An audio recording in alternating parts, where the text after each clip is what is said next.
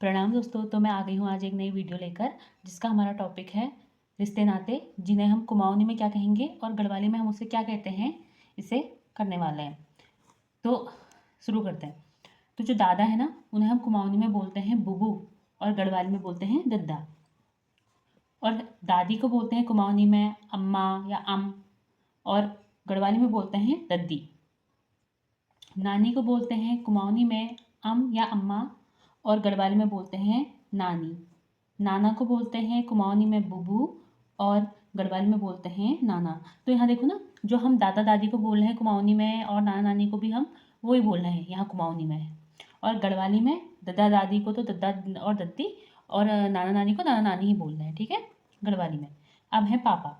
तो पापा को कुमाऊनी में बोलते हैं बौजू या बब, और गढ़वाली में बोलते हैं बाबा या बुआ, ठीक है।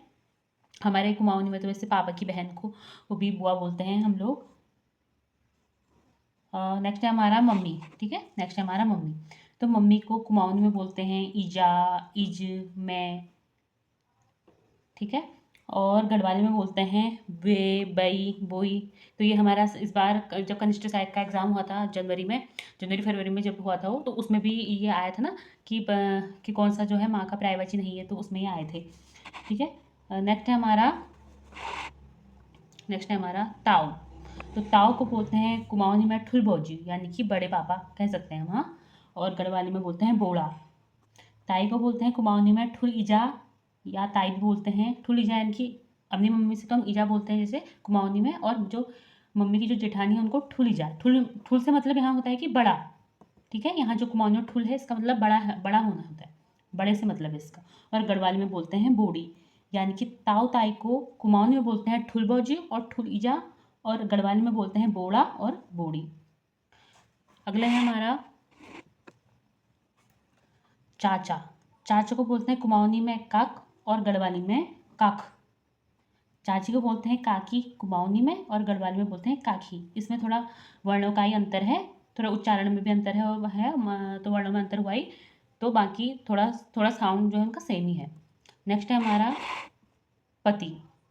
तो जो पति है उसको कुमाऊनी में बोलते हैं बैग, मैस, घरवाव या आदि, ठीक है। और गढ़वाली में बोलते हैं कजे।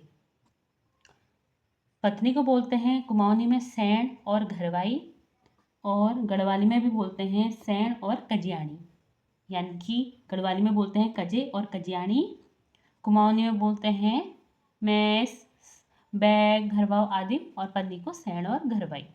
नेक्स्ट है हमारा जो बेटा है, बेटा को बोलते हैं कुमाऊनी में चल, मेरा चल कहते हैं, मतलब मेरा लड़का। और गढ़वाली में बोलते हैं नौनियाल बोलते हैं, लोड़ा बोलते हैं, लड़िक बोलते हैं।